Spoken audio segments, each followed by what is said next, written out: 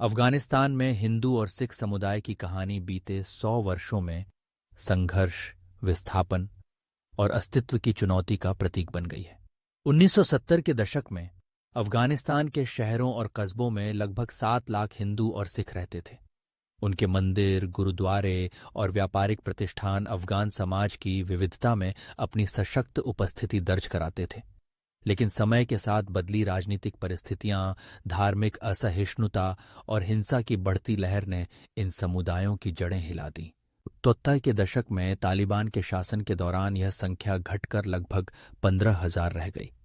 धार्मिक भेदभाव, जबरन पहचान चिह्न पहनने की मजबूरी, सार्वजनिक पदों से निष्कासन और सामाजिक अलगाव ने इन समुदायों को असुरक्षित बना दिया। इनमें से कई परिवारों ने अपनी जमीन, संपत्ति और जीवन की यादों को पीछे छोड़ सुरक्षित भविष्य की तलाश में भारत, यूरोप और अन्य देशों की ओर पलायन किया। 2020 के दशक तक यह संख्या और भी घटकर लगभग 350 रह गई और 2023 तक अफगानिस्तान में केवल लगभग 150 हिंदू और सिख बताए जाते हैं।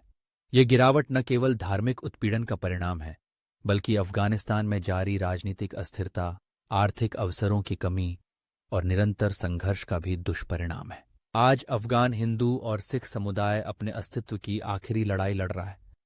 जो कुछ परिवार वहां बचे हैं, वे हर दिन असुरक्षा, विस्थापन और पहचान के संकट का सामना कर रहे हैं।